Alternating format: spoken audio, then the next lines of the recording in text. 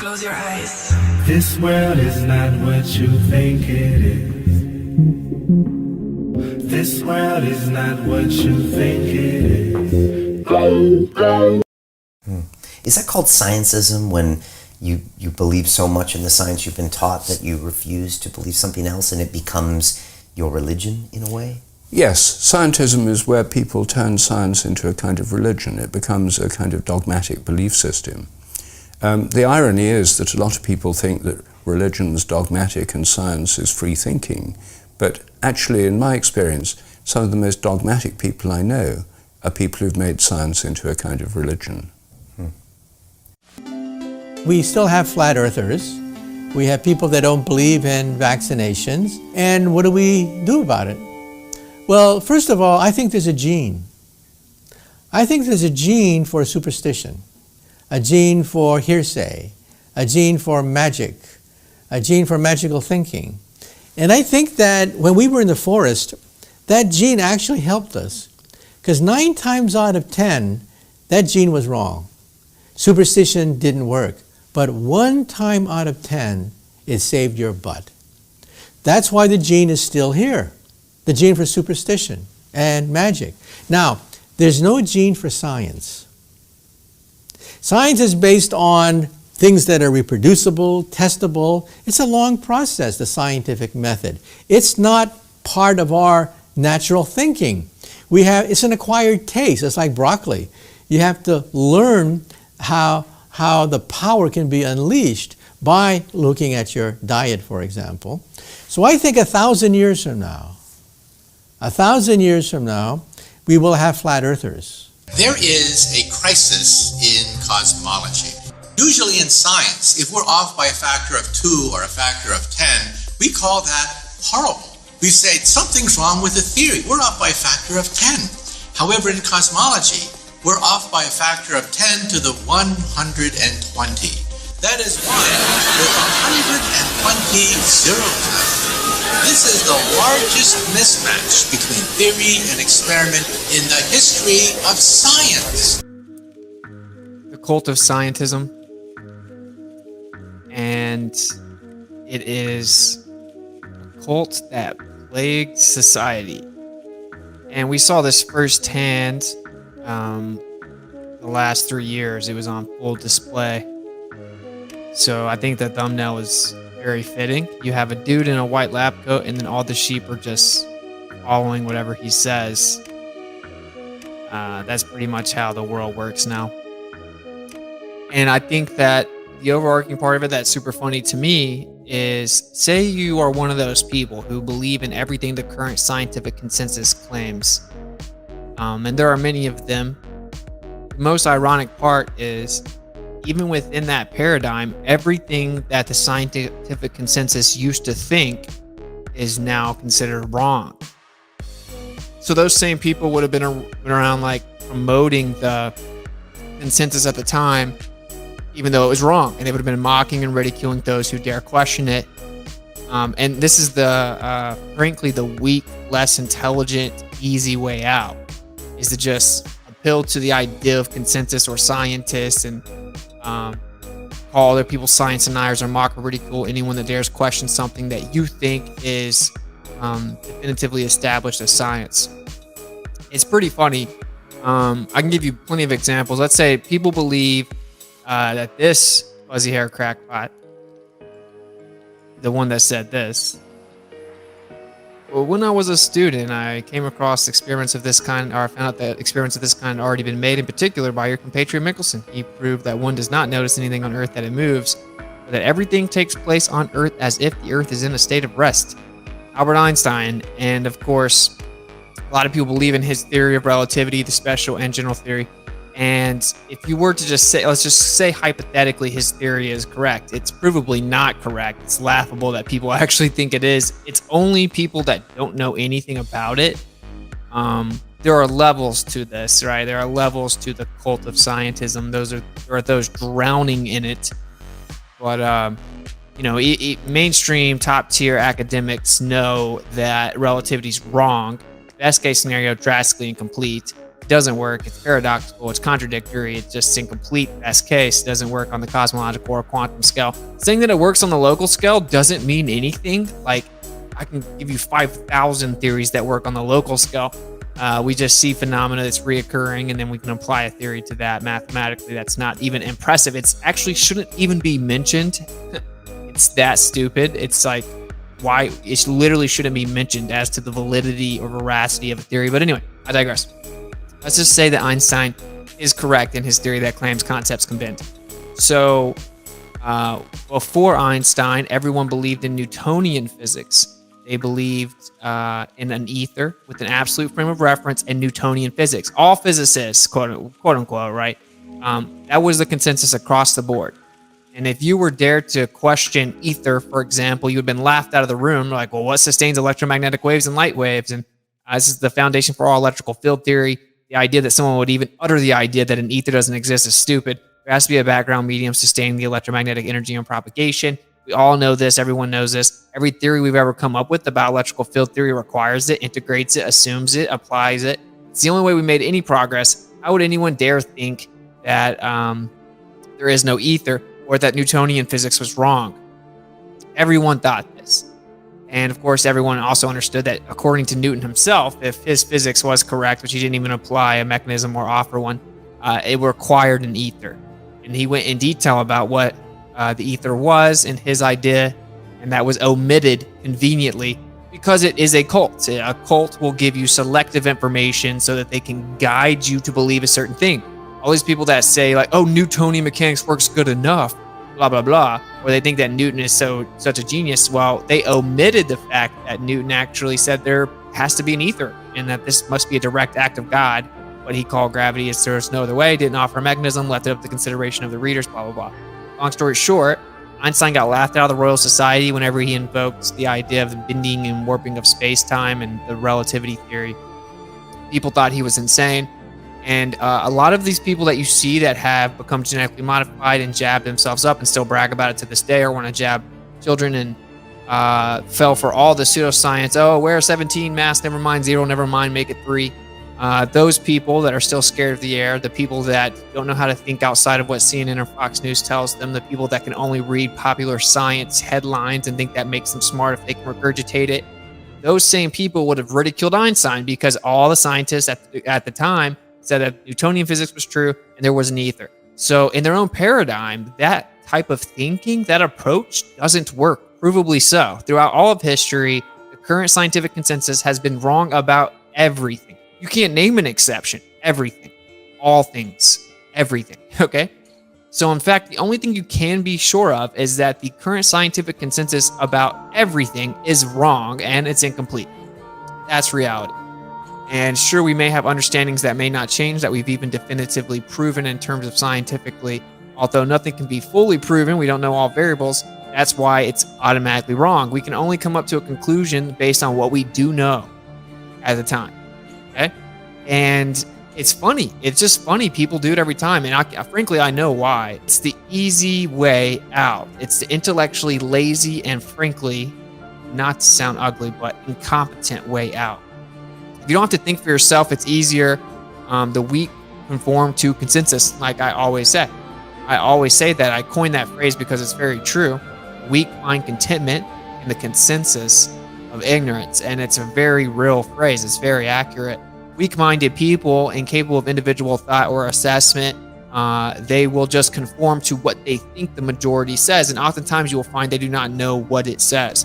This is why people ridicule you for saying that the Earth is a plane, but they do not know anything about the globe model. They don't know why they believe it. They don't know how they allegedly verified any of these claims. They don't even know what it is. They don't know what it claims to be in the first place. They just know everyone says that it is the case. Apparently science has proven it. They can Google it and says that it was proven 2,000 years ago. So if everyone thinks that, then I'm in a safe position to ridicule anyone that dares question it. And now that's my safe space. Okay? That's what people do. That's what people always do. And again, what proved this more than anything was the last 3 years where people were walking around scared of the air, like scared of the air, not scared of the air. Oh, I'm scared of the air again. Oh, make it 3 masks, blah, blah, blah. Whatever the TV was telling them, whatever the illusion of science was telling them, and then they would call you a science denier. Back in the day, they would have said, Einstein's a science denier, which actually would have been accurate, ironic. They would have said anyone that dares question Newtonian physics and the ether is a science denier. They're an idiot. You're stupid. We know that there is an ether. We know that Newtonian physics is correct. Anyone that dares question it is insane. They would have mocked him and ridiculed him because that was a consensus at the time. And that just goes to make my point, which is that the people that do that, they would have been wrong throughout all of history in their own paradigm. Like everyone that works within any realm of physics at the higher end at all, they know that Einstein's theory is wrong. That's why you only see anti-flat earthers on the internet defending relativity as if it is a fact. People know it's not. We know, in many ways, that it's wrong. But people will cling on to it. There's a famous quote, I forgot who said it, but it's very difficult to get someone to understand something whose profession requires them not understand it. And that's why we are always so far behind the actual knowledge, meaning relativity's already been disproven. But there hasn't been an agreed upon replacement. So they just keep using it, claiming it's true, and then it trickles down to the masses, and the masses think it's still accurate. They know it's inaccurate. They know that. And it'll be 20 years at least before they come out and officially change the consensus stance. And then these people will update their worldview. Just like whenever they came out and said, oh, we discovered Polaris is actually over 100 light years closer than we thought. Oops, we were off by 30%. Of course, a light year is 5.88 trillion miles. This is a 30% error. It's not pretty insignificant. Overnight, these people updated their worldview. It's easier to hand your thinking over to other people. For one, it requires less time and effort. And for two, it comes with less responsibility. Oh, the science got it wrong. Oh, that's how science works. We're trying to figure stuff out. We. You'll hear this inclusive pronoun of we. You didn't do anything. We have a model. You don't have anything. Our model. You don't have a model. You know, like, oh, science does this. We figured things out. No, first of all, science isn't a group, isn't a thing of people. It isn't a person. Okay, science isn't sentient. We, but they do nothing. Like, oh, where's your model? The Earth isn't a model, nor is any human in possession of that. You know, it's the Earth, and you don't have a model.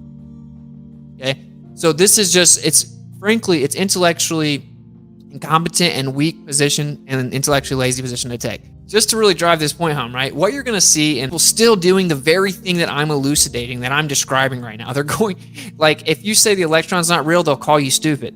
But the truth is, they don't know who discovered it. They don't know the physical properties of it. They don't know the progression of it. They don't know the understanding. They don't know the contradictions. They don't know that it's allegedly a point particle with no size or shape, but still it's 100 million times smaller than the atom, allegedly, but we can't ever tell exactly where it is. And it's a mass. It's literally a particle of matter, but it has no size or shape, right? It's like they don't know that. They just know that they can say, oh, you're such an idiot. You don't believe in the electron. How does your computer work?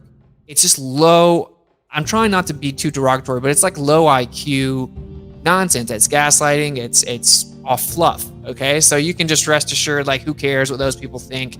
They're the loudest people in the room, but they're the least relevant in terms of like actual progression of intellectualism and science. So there you go. That's what the danger of the cult of scientism is, that it creates slaves. It creates mob mentality people that don't think for themselves, don't know how to individually access information, are terrified of ever going against the majority or societal ostracism. And so you have a very useful tool to control people by using the word science, deifying the idea of people in lab coats. Now, I've talked to quite a few scientists. You find out they don't even know what they believe. They don't know any of this. I just talked to a PhD astronomer the other day, and I'm like, what about the redshift anomalies? And he only knew of one of the 5 I named off the top of my head. He does that for a living. He didn't know about all the redshift anomalies. If their redshift assumption is incorrect, everything they think they know about space is incorrect. It's all built upon the redshift interpretation. That's just an example. It's a facade. It's a facade. Just like in a cult, everyone thinks that the leader has some secret, sacred information, but in fact, it's a facade. Okay? And the people outside the cult can see. And basically, we used to be in the cult because we're indoctrinated into the cult at a young age. We got out of the cult. We're just like, bro, you're in a cult. Just get out. And they try to call flat earth a cult, projection. They try to call flat earth stupid, projection. Say they don't have physical evidence for flat earth, projection. That they can't verify flat earth, projection. They don't have physical measurements of flat earth, projection. Everything they say is a direct projection. Oh, you just believe what other people say, projection. Oh, you just do this to make yourself feel special, projection. It's all projection. There's something in the universe about when you lie, you're forced to project.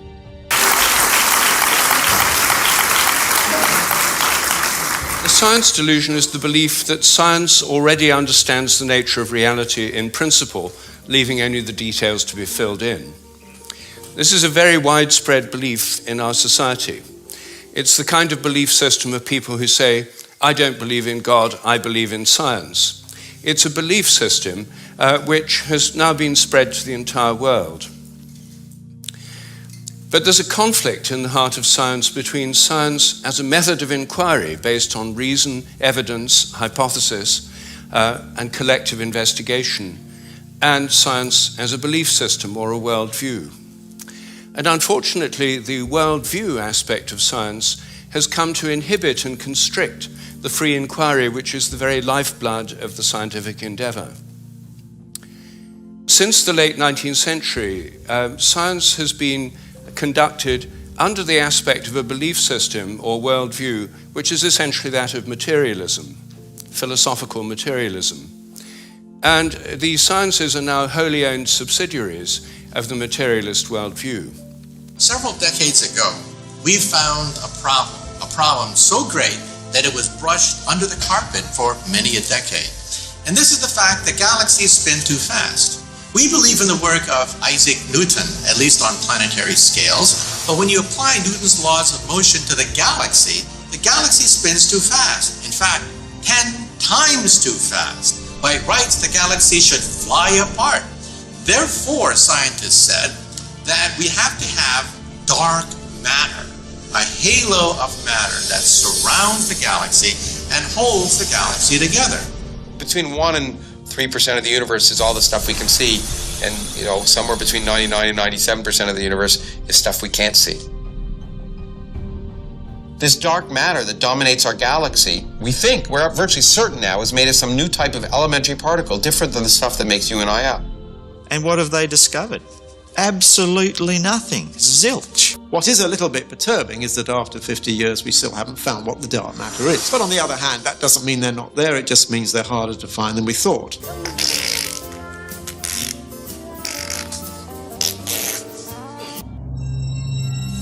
We look out in the universe and 85% of all the gravity that's out there has some mysterious unknown source. We add up all the stars, the galaxies, the planets, the comets, the black holes, the dark clouds, everything out there that we can see, touch, smell, or taste. And it doesn't add up to give us the gravity that we see operating in this universe. So really we should be calling it the dark force, because we don't know if it's made of matter. It could be a profound misnomer, sending people off in thought directions that might not really be the right path. So dark matter is just simply what we call this thing about which we know nothing, responsible for 85% of the gravity of the cosmos. We've known about dark matter since the 1930s. Back then it was called missing mass. That's what it was called. Because there's got to be some mass. Where is it? We can't find it. It's got to be here somewhere, because we got the gravity. If you have the gravity, you got to have the mass. Mass and gravity go together. It's really dark gravity. Actually, we shouldn't call it anything. We should call it Fred. Something that has no meaning, because we don't know what it is to call it. But it is the longest standing unsolved problem in modern astrophysics. Dark matter, dark energy. Everything we know about the universe, what we're made of, galaxies, stars, planets, that's all right here.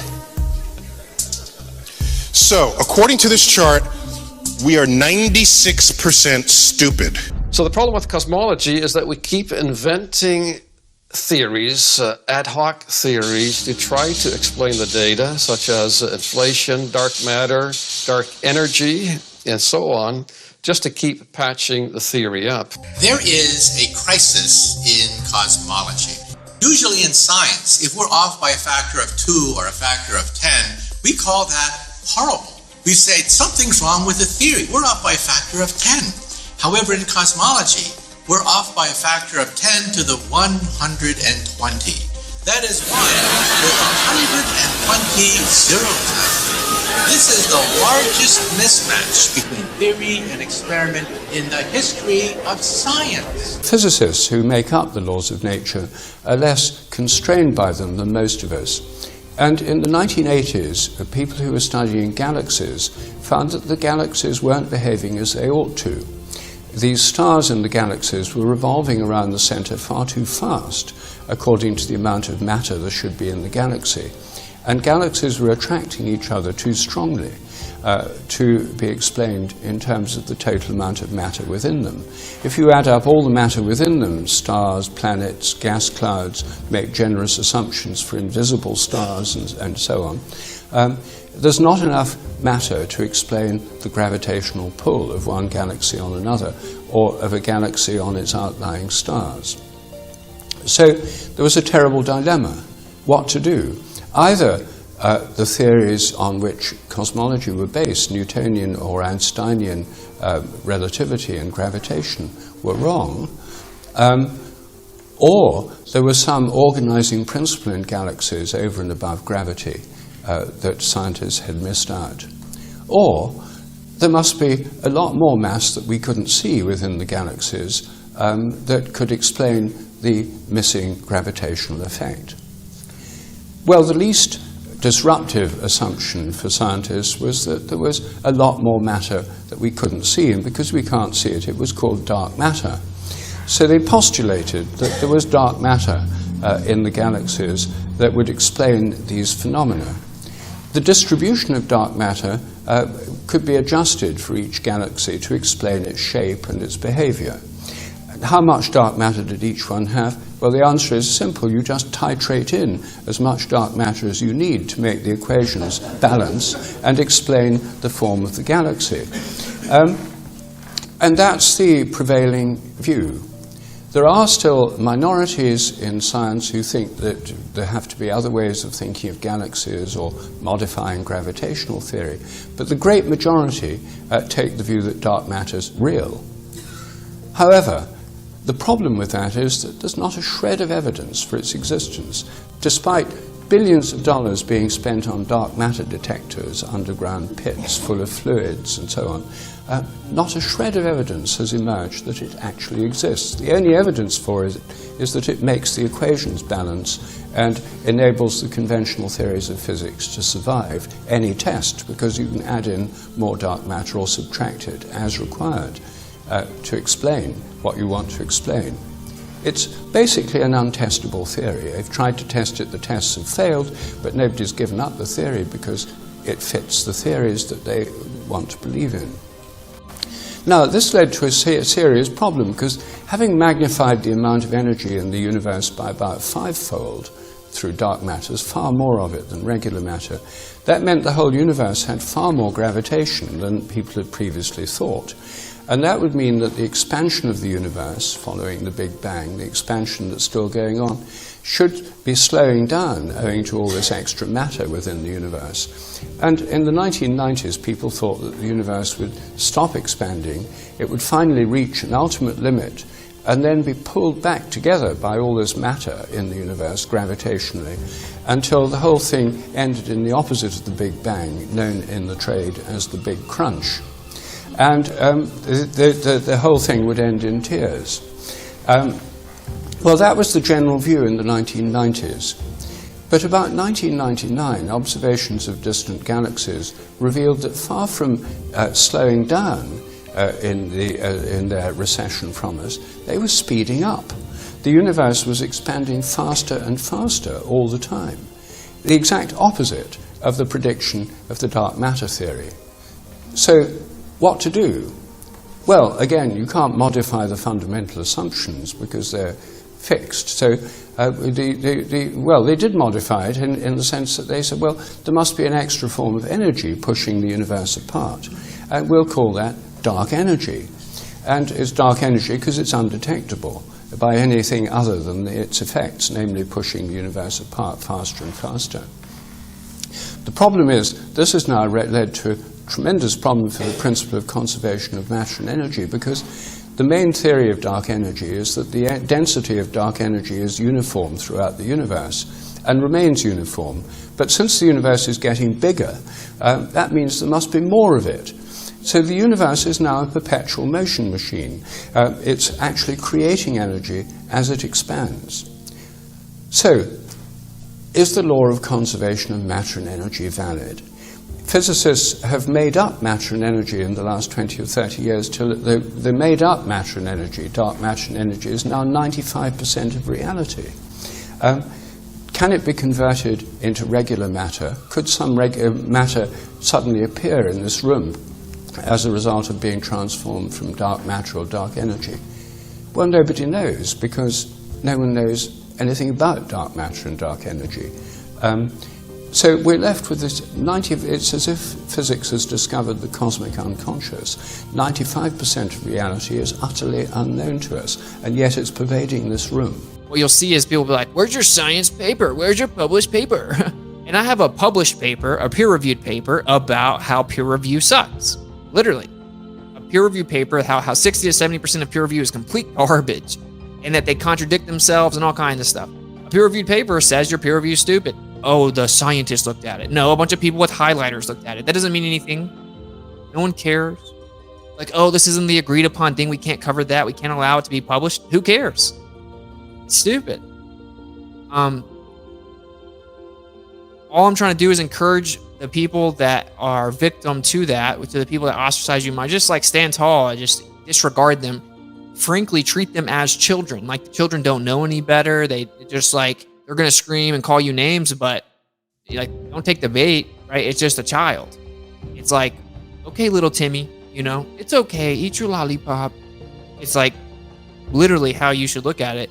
Because these people, I've come across thousands of them at this point. It's just a joke. They just say things, they gaslight you, they blatantly project, they twist, manipulate, they psychologically manipulate everything that they're saying to you to try to make you internalize their defamatory remarks, etc. It's just very toxic, hateful, atheistic, nihilistic, low IQ nonsense. You can disregard it, treat them as children. Things like the gravitational constant, the speed of light, are called the fundamental constants. Are they really constant? Well, when I got interested in this question, I tried to find out. They're given in physics handbooks. Handbooks of physics list the existing fundamental constants, tell you their value. But I wanted to see if they'd changed, so I got the old volumes of physical handbooks. I went to the Patent Office Library here in London, and they're the only place I could find that kept the old volumes. Normally people throw them away when the new values come out. They throw away the old ones. When I did this, I found that the speed of light dropped between 1928 and 1945 by about 20 kilometers per second. It's a huge drop because they're given with errors of any fractions of decimal points of error. And yet, all over the world, it dropped, and they were all getting values very similar to each other with tiny errors. And then in 1945, it went up, 48, it went up again. And then people started getting very similar values again. I was very intrigued by this, and I couldn't make sense of it. So I went to see the head of metrology at the National Physical Laboratory in Teddington. Metrology is the science in which people measure constants. And I asked him about this. I said, what do you make of this drop in the speed of light between 1928 and 1945? And he said, oh dear, he said, you've uncovered the most embarrassing episode in the history of our science. So I said, well, could the speed of light have actually dropped? And that would have amazing implications if so. He said, no, of course it couldn't have actually dropped. It's a constant. So, well then how do you explain the fact everyone was finding it going much slower during that period? Is it because they were fudging their results to get what they thought other people should be getting, and the whole thing was just produced in the minds of physicists? We don't like to use the word fudge. I said, well, what do you prefer? He said, well, we prefer to call it intellectual phase locking.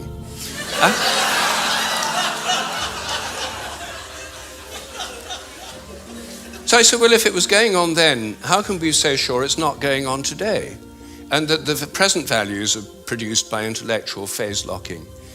And he said, oh, we know that's not the case. I said, how do we know? He said, we've solved the problem. And I said, well, how? He said, well, we fixed the speed of light by definition in 1972. So I said, but it might still change. He said, yes, but we'd never know it because we've defined the meter in terms of the speed of light. So the units had changed with it. So he looked very pleased about that. They'd fixed that problem. But I said, well, then what about big G, the gravitational constant known in the trade as big G? It's written with a capital G, Newton's universal gravitational constant. That's varied by more than 1.3% in recent years. And it seems to vary from place to place and from time to time. And he said, oh, well, those are just errors. And unfortunately, there are quite big errors with big G. So I said, well, what if it's really changing? I mean, perhaps it is really changing. And then I looked at how they do it. What happens is they measure it in different labs. They get different values on different days, and then they average them. And then other labs around the world do the same, and they come out usually with a rather different average. And then the International Committee on Metrology meets every 10 years or so and average the ones from labs around the world to come up with the value of big G. But what if G were actually fluctuating? What if it changed? There's already evidence, actually, that it changes throughout the day and throughout the year.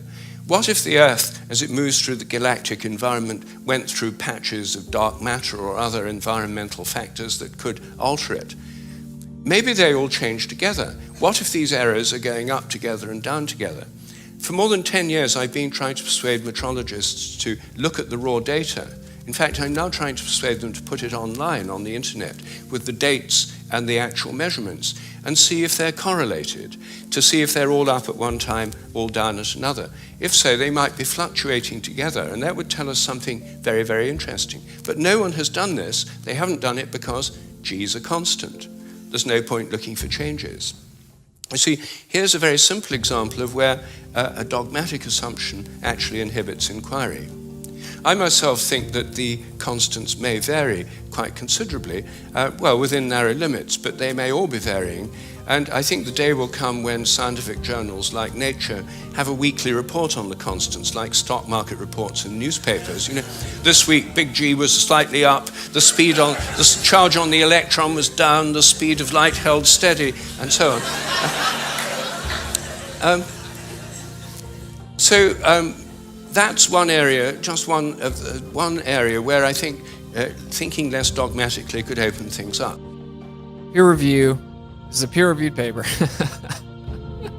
Journal of the Royal Society of Medicine, a flawed process at the heart of science and journals. Okay, peer-reviewed, a flawed process. It's over here. It's hilarious. I should just bring this up in all my debates. Peer review is at the heart of the processes of not just medical journals, but of all science. It is the method by which grants are allocated, papers published, academics promoted, and Nobel Prize won. Yet it is hard to define. It has until recently been unstudied.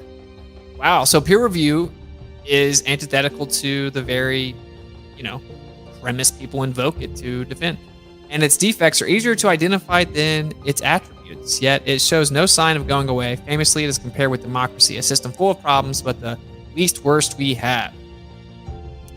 And you guys can read through it. Come down here to the conclusion, which you should read articles, not just go to conclusion. That's what ballers do. But anyway, so peer reviewed is a flawed process full of easily identified defects with little evidence that it works. Nevertheless, it is likely to remain central to science and journals because there is no obvious alternative, and scientists and editors have a continuing belief in peer review. A what? A belief. Like a religion or a cult? How odd that science should be rooted in belief. I'm telling you, it's almost like it's a religion, and it's actually not science, it's scientism, huh? So here's your peer review. You guys want your peer review paper so bad. Here's a peer review paper telling you that your peer review process that you rely on and invoke as if your pantheon is actually built upon belief, and it's basically dogmatic religion. And if you're not inside the cult upon agreed upon ideas, then you're not going to make it through the process. No. The idea was to hang by a very, very fine quartz fiber a rod with two balls, and then put two large lead balls in the positions indicated here next to it on the side. Then, because of the attraction of the balls, there would be a slight twist to the fiber. It had to be done so delicately because the gravitational force between ordinary things is very, very tiny indeed. And there it was. And it was possible then to measure the force between these two balls.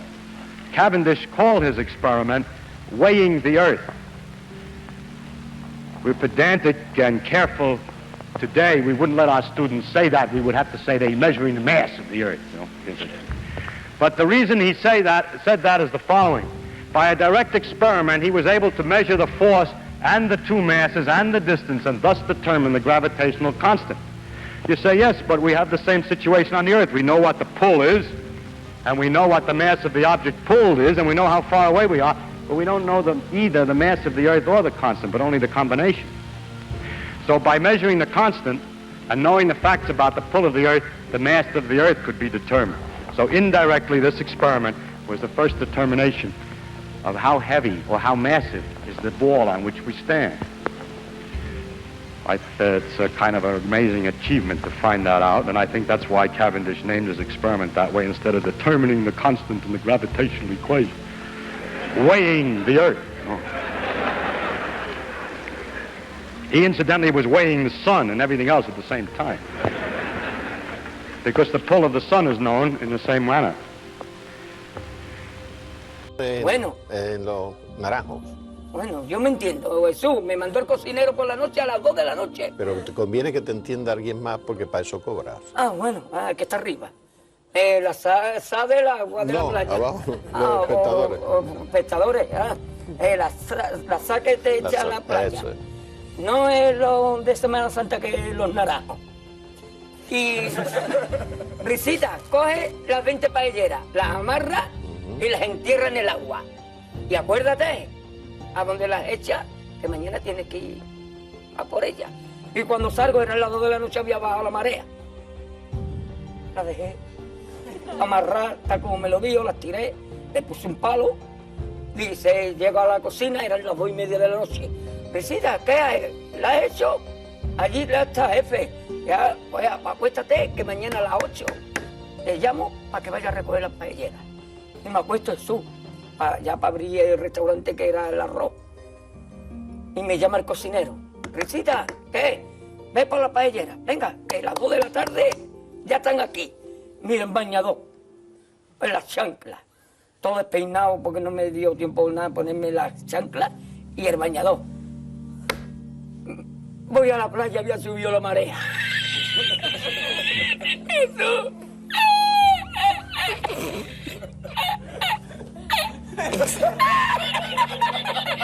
Jesús. Había subido la marea y encontré una paella.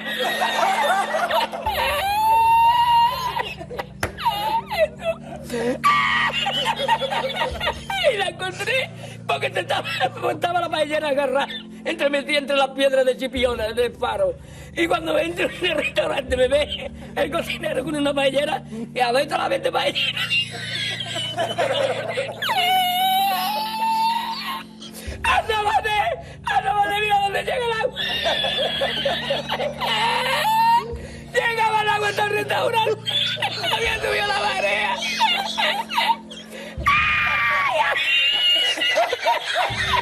Jesús, hay que hacer ahora con los 2 sacos de arroz.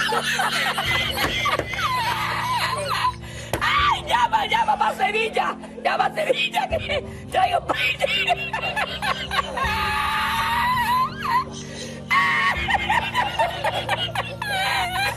¡ay!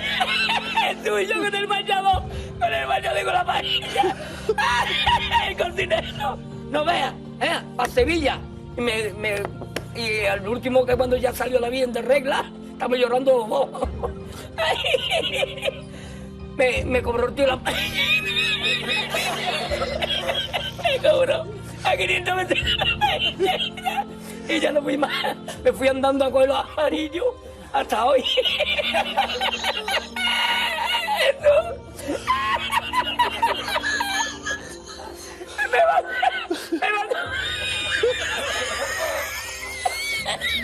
Me mandó por la noche, había bajado más el agua y por la mañana había subido.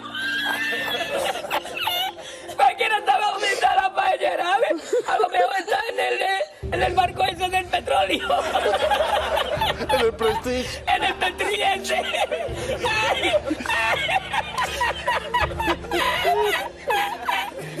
Y ya no trabajé más la cocina. Ya aborrecí la cocina. ¡Ay! ¡Ay! ¡Ay! ¡Ay! no cobré nada, me dieron el dinero del bote. ¿Había mucho dinero en el bote? Lo que me echaban y el dinero de lo que gané, me cobraron 20 paelleras a 500 caras, pues viste lo que me llevé yo para Sevilla. Ay, ya aborrecí la playa.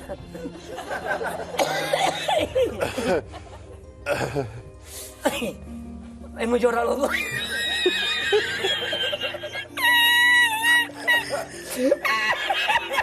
Ya está, tú, no es para tanto, yo.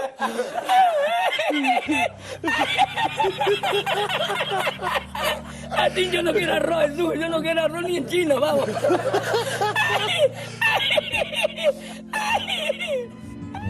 Is that called scientism, when you believe so much in the science you've been taught that you refuse to believe something else and it becomes your religion in a way? Yes, scientism is where people turn science into a kind of religion. It becomes a kind of dogmatic belief system. The irony is that a lot of people think that religion is dogmatic and science is free thinking. But actually, in my experience, some of the most dogmatic people I know are people who've made science into a kind of religion. As my friend Terence McKenna used to say, modern science is based on the principle, give us one free miracle and we'll explain the rest. And the one free miracle is the appearance of all the matter and energy in the universe and all the laws that govern it from nothing in a single instant.